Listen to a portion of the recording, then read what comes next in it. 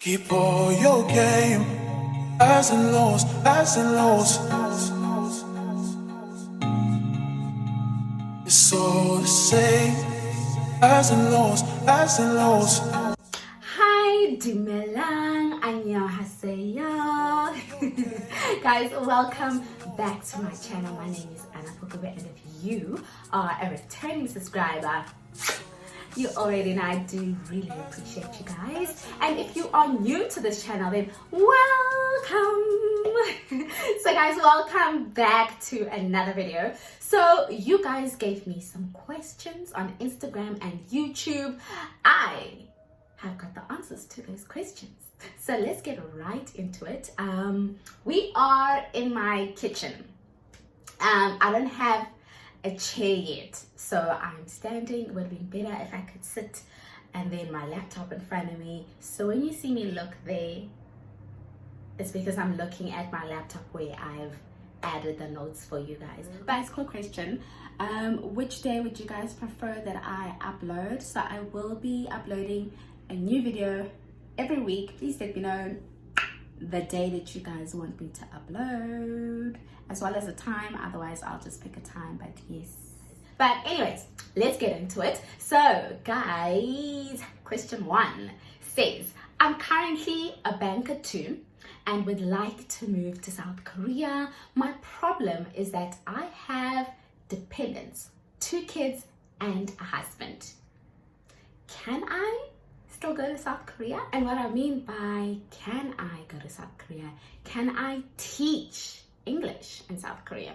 The answer to that question is yes. Yes, you can. So if you guys go to the EPIK website, I will leave the website below. They do have a section where it's got questions and answers. So in that FAQ, there's a question that says, I have dependents, can I apply to EPIK? And the answer says, you may apply with a dependent, spouse, and or children. So you can apply with your husband and your children to teach abroad. So in the application form, you need to list each dependent. However, just note that when you come into South Korea to teach with your children, there's no special consideration that will be made when they place you with regards to the sizing of your housing.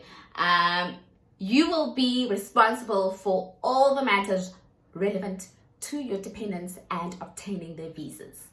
So you can definitely apply along with you and your husband, whether the 2 of you want to teach and you bring your children, great. You guys just need to put that information in your application when you apply to EPIK. But just note, there's no special considerations when they give you guys housing. I don't know any YouTubers that came along with their family and teaching English, so unfortunately I can't help you there. I did try and find, but I didn't find any. I did connect with you when you asked me this question on Instagram, and you advised that you also had a look but couldn't find any YouTubers. So guys, if you're watching this video and you are teaching abroad along with your partner and you've got your kids here, please do let us know in the comment section. But yeah, that is the answer to that question. Guys, just a tip. If you are applying with your children and your children are kids that go to school, do your research as to the schools that they can go to where they do teach in English, because these schools here in Korea, they teach them, everything is in Korean, every single subject. So research which schools, international schools, do the things. Go research where your kids can go to school. And then on the application form, there is a section that asks, where do you want to be placed? I said flexible with mine because I don't know Korean and I didn't mind where I get placed. I was just like, Lord, do you know where you want me to go? But because you guys have kids, you need to be intentional on that section that says, where do you want to be placed? You can then say, I want this place, because you would have done your research and my kids can go to school there. So do that research. That's just my opinion, but otherwise speak to the recruiter or contact EPIK. But yeah, guys, please think of those things if you've got children. Next question. Just discovered your channel through Sbahle's YouTube Thank you, Spa, for the mention and the shout out. I really do appreciate you. So, I just came across your content. I've been doing my research on teaching abroad, mainly China, but since their borders are closed, then I'm happy to go to South Korea. Just want to know if the EPIK program is still on, and if I can apply on any other site currently. I'm really looking forward to moving so soon because my documents are getting in order. I'm just waiting for Doko to send through my stuff. Any advice? Okay, so yes, EPIK is taking on new people. So EPIK has an intake twice a year. They take teachers in February, which is their fall intake when I came here in February. Then they have an intake in August. So the next intake is August 2022. That's when you'll be coming to South Korea. Now, to apply, there are two ways that you can apply. You can apply directly on the EPIK website, where there will be apply now with a link, and you fill in the application. It goes to EPIK. Do that now. Don't wait for Doko to send your stuff, because the application process can take up to 6 months, you guys, and especially with COVID, 6 months. So please, applications opened now the 1st of February. So imagine 1st of February applications are open, but you're only coming in August. So that's a long time. So don't wait for you to have all of your documentation in order and ready to go. Start applying now and start doing the documentation all at the same time. Okay? So option 1, you apply through EPIK directly on their website. I've left the link. Option 2 to apply is through the recruitment agencies. Right? But with regards to recruitment agencies, the applications to apply with recruitment agencies, it's not yet open. It will open sometime in March. So if you're applying through EPIK, you can apply now from the 1st of February. If you're applying through the agency, you can get hold of the agencies now and start getting familiar with the process and everything that they need from you, and just so they've got all your information and can start putting together your documentation. Get a hold of them now. The only thing is they're not going to start processing your application yet, or it's not going to go through to EPIK yet, because applications through the agencies start sometime in March. And this is what EPIK has said about that. So they said, hello applicants, we are expecting a delay in applying through agencies until the end of March 2022 due to compliance issues related to the Act on Contracts to which the state is a party. When applying through an agency, please take this into consideration, as it is unclear which agencies will win the bid to become official partners. So it seems that there have been some new regulations that now companies seems like they need to reapply the agencies, or I don't know the nitty-gritties, but that's what's going on. But please don't be alarmed. You might be thinking, if I wait for end of March, people are already applying now, 1st of Feb already, I won't get any space. Don't worry. This is what my agency sent to us. He said, my recruiter, he said, EPIK Fall 2022 update. I wanted to let you know that the application is not active at present for all agencies, including Korean Horizon. So that's who I applied with. The agency is called Korean Horizon. I wanted to provide further insight into the process and timeline of when it might become possible. Starting this year, a Korean active law comes into force concerning the process in which a company like Korean Horizon can work for the government. Previously, we would be required to renew our contract under a different system. Because it's new, it's taken longer than it usually does. More than likely, it will be finalized end of March. Then he puts the link of the EPIK website, where EPIK just said, just know if you're applying through agencies, it's not open, which I read to you. Next, he says, we expect to be able to renew our contract with EPIK, which we have continuously done consecutively with without breaks since 2013. However, until the process has been completed, you will not be able to complete the application. I realize that this creates concern, but please know that 50% of all locations are for the agencies, and therefore your level of competitiveness of securing your preferred location will remain the same. So what he's trying to say is, yes, you have everybody that started applying in February, or even they apply now directly with EPIK, and now if you want to go through an agency, but now you can't because of these new regulations, you have to wait for end of March. What's going to happen? Does that mean there's going to be no jobs left because everybody here applied? No. So what he's telling you is that with this EPIK program, because EPIK knows that there are agencies that help recruit their teachers all around the world, they need to have placement for the agencies. So 50% is with agencies, and then 50% is those that apply directly with EPIK. So don't worry, you'll be okay.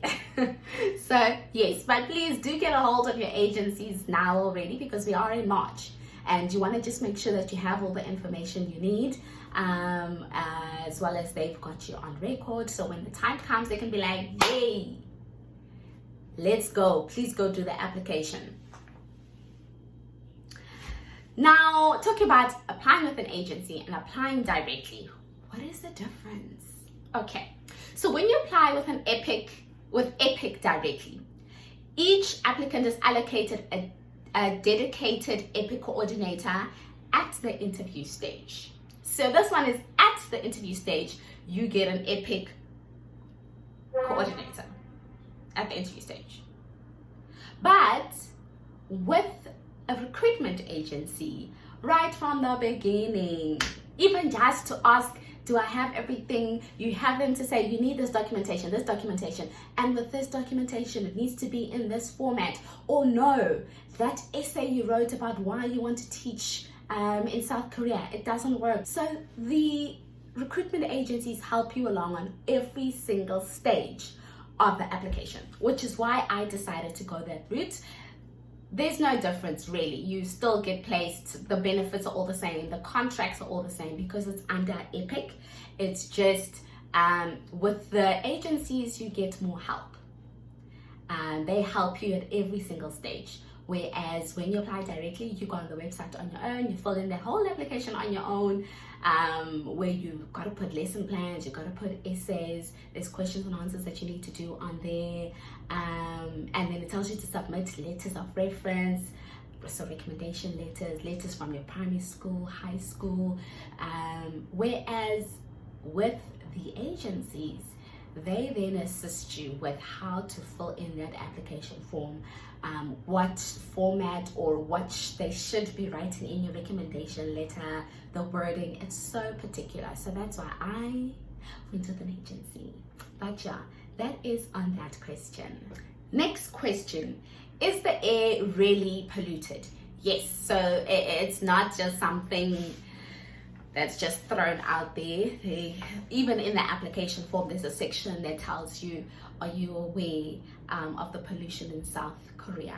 And you have to tick that you are, because you can't later be like, I quit, y'all didn't tell me, I'm leaving. I mean, yes, you can quit at any time, but you can't hold them liable, because it's there in the application form. They notify you and you have to consent that you know about it.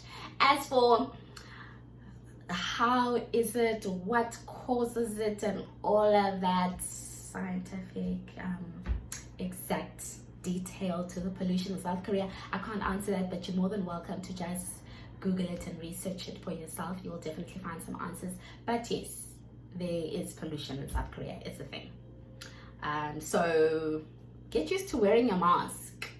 I mean, before they were wearing masks because of pollution, now it's COVID and pollution. Just wear a mask. Next question says, I'm extremely keen on moving to South Korea. Did you use an agency, and if so, which one? Yes, I did use an agency. I used Korean Horizon.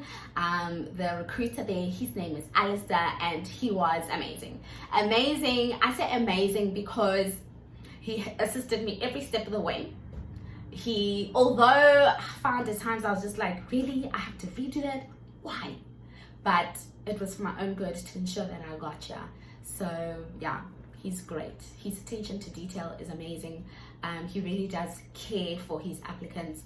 When I arrived in South Korea, he obviously sent an email. He checked how's everything, how's the co-teacher, how's the school, to check up on me. And then he also sent us a care package that had a Korean Horizon bag, some things and attractions that you should go to while you're in South Korea. And he also made it specific to the location I was placed in. He also gave me a water bottle and a plug. When we were in quarantine, he gave us an ethanol cable. So I was struggling with internet. Most of us were struggling with internet. He gave us an ethanol cable and sorted. So Korean Horizon is amazing, but there are other agencies which I will note to you. So if you go onto the EPIK website, they list the agencies, and those agencies are ESL Consulting, Goldkey International, HandsKorea, Korean Horizon, Korvia Consulting, and Reach to Teach. So those are the 6 recruitment agencies for the EPIK program. There's so many scams that go on out there. Guys, just please be careful. And if anybody's asking you to pay for the whole assistance with your application, no. You don't need to pay. I didn't pay a cent. All I had to do is make sure that I did my part. If Alistair said, send me this, I had to get it. That's all. So yeah, to be on the safe side, please just use the agencies that are on the EPIK website and not other ones. I mean, it's your choice if that's what you want to do, but if it were me, I would rather go and use the agencies that are recognized by EPIK and are listed on the EPIK website. I will link all of the websites below, so if you are wanting to apply through the agency, go onto their links. There's a section on all of their website that will say apply. You click there and you obviously fill in the thing and it goes to the agencies. They will then contact you. What's also nice about agencies, guys, is that before you have your interview, Korean Horizon had sent me a list of interview questions and answers. Then there's a practice interview before you have your actual interview with EPIK. Who's going to do a practice interview with you when you are applying directly to EPIK?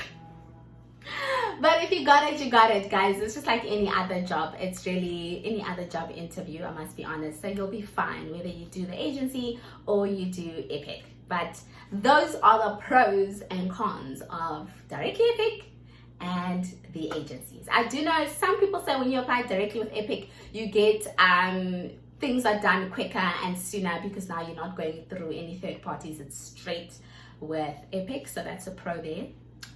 But yeah. Next question, what were you doing in the bank before teaching? When I left, I was working and leading a small complaints and escalations team. So if clients called into the bank and they had complaints, the bankers would then log those complaints. Those would then be sent over to my team and we would then need to resolve those complaints, as well as if there were any escalated queries or management had queries that were, escalated and needed to be resolved. That's what I did. Next question, how was your first day at work? What did you get up to and how did you feel? First day of work, yeah. Guys, it's like any other job when your first day, you're nervous, but you're also excited. So yeah, I was nervous because it's new. It's a new job. I have no teaching experience other than Sunday school. That's all I taught, Sunday school. And I don't have a teaching qualification. So I have a bachelor's in psychology and law and then my TEFl certificate. So teaching, so I was a little bit nervous that will I be able to do this job, because I've never actually taught English. But yeah, I was a little bit nervous for those reasons. And you're starting something new, guys. But I was also excited because this is something that I've been praying for and waiting on since what? April 2021. So yeah, I was really excited. That's for how did you feel? What did I get up to? On the first day, it was very weird. So my homeroom teacher, so the teacher that takes care of me and helps me transition into South Korea, she had already told me that I don't need to plan any lessons because school started, it was in the middle of the week.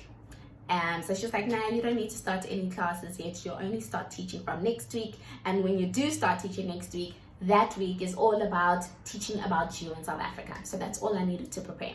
But when I started that first initial week, when it was my first few days at school, I didn't really do much. All I did was they gave me a school tour, showed me around, introduced me to the teachers, my classroom, my office. And then it also just gave me time to get comfortable in the classroom, my office, and to sort of just put things of my own around.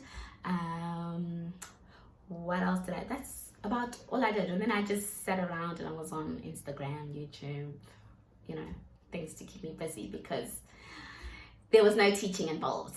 But in the morning, it started off with an assembly. So it was just welcome back to school assembly, but because of COVID, it was a digital one. So all the new teachers had to come up, greet themselves, introduce themselves, greet everybody, introduce themselves, and they got flowers. So yeah, I did the same. So I walked up to the front. I said, "Annyeonghaseyo, Anna Imnida." So annyeonghaseyo is hello. Anna Imnida. My name is Anna. I couldn't remember how to say I'm from South Africa in Korean. I know it was Janun, Esoya was Simnida. Janun, South Africa, Esa was Simnida. Oh, yeah. You see? I could not remember that. So I ended up just saying, I am from South Africa. I am from South Africa. Just in case they don't understand English very well, I needed to make sure that I speak slowly and use actions. And I did also have a world map with me. And then I said, I closed with Manaso Bangkapsmida. I said Manaso Bangkapsmida, which means nice to meet you. Oh, yeah, guys. My tip is please learn how to introduce yourself in Korean just so you make a good first impression. They were impressed that I could say hello in their language. It also just shows that, you know, you're willing to learn and you're open to learning about their culture. It's not just them learning about you. You also need to learn about them and adapt to the ways of life in South Korea. So yeah, that is what had transpired on day one. So yeah, after getting my flowers and greeting, it was just me in my office the whole day. So I did whatever I wanted to keep myself busy. I had already done my presentation about me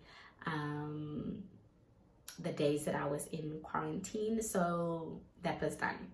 So yeah, next question. I did an online free TEFl certificate. Will I be able to apply to South Korea? So online free TEFl certificate, whether you do a TEFl certificate online or you do it in person, whether you pay 100 Rand, 10,000 Rand, or it's free, you can definitely apply. The only thing is you need to make sure that your TEFl certificate is with a reputable company. It is accredited. It is accredited, guys. That's very important. When you send through this question on Instagram, you know who you are. I did connect with you to just say, listen, send me the look of it just so I can double check it for you, or maybe check it on the if there's a site that you can check to see if the certificate number is a valid one. But I couldn't get that confirmation for you as I advised, because obviously there's so many countries internationally. They all have their companies that do TEFLs and credit TEFL. So that was not a fruitful search. But I did go onto the EPIK website and they do actually answer this question, and the answer is, as an official government institution, we are unable to provide a list of acceptable or not acceptable TEFl courses.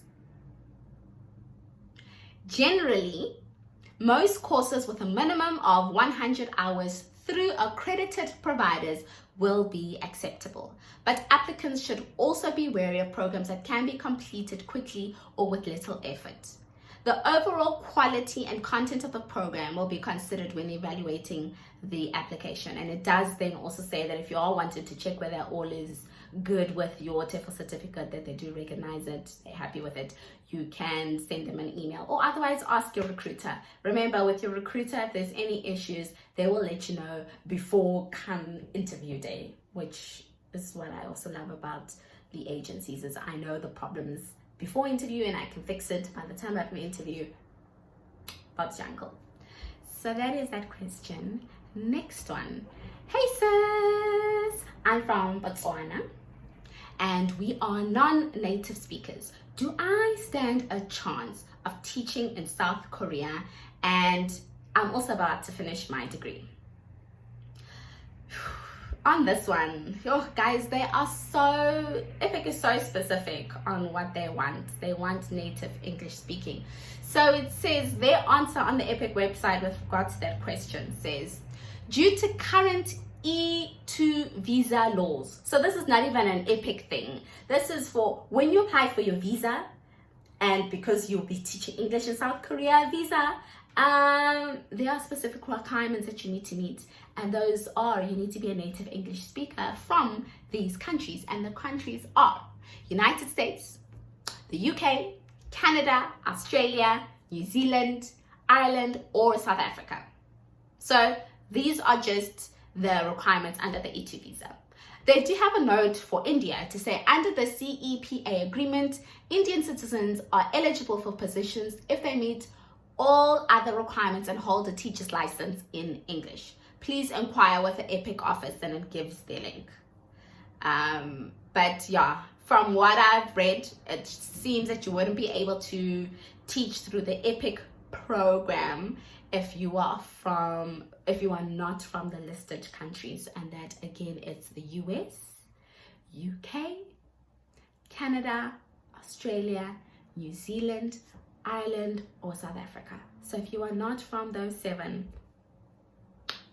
it looks like you would not be able to apply.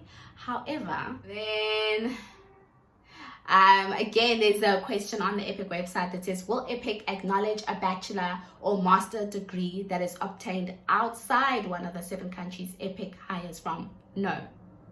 All degrees must be obtained from institutions in one of the following countries. So there are 7 countries that I listed. It needs to be, your degree needs to be obtained from there.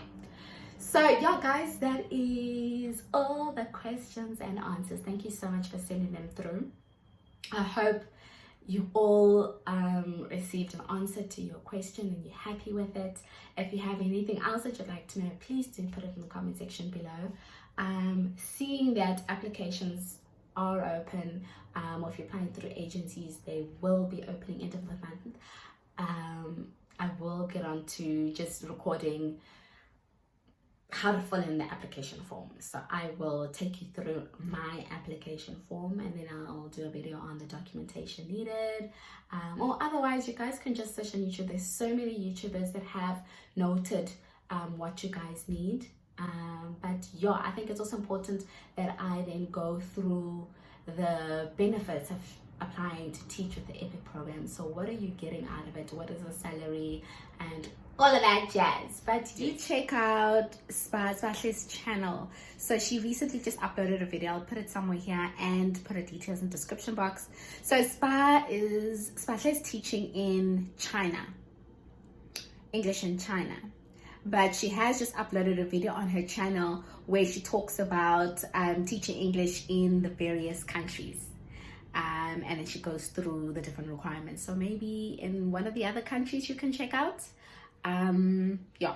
And then also I applied to teach through EPIK, but they are Hogwons. So EPIK is public schools, and then if you want to teach private schools, there's Hogwons. and I'm not sure on their requirements. I believe that the requirements are the same as EPIK. And if you wanted to check out a YouTuber that's teaching through a Hogwon that's literally just landed in South Korea, so everything is fresh, I will also give you the details. So it's actually my friend, the one who said, Anna, let's go teach. So her name is Kristen.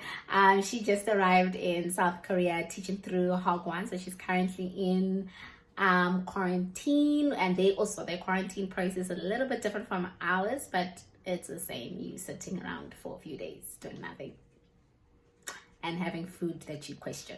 But I will put her details here in the description box. Got to this part of the video. I really hope that you enjoy it. Do give it a thumbs up so it can reach many more people. And if you haven't subscribed, please do subscribe down below. So yeah, guys, that is the Q&A session. Toodles.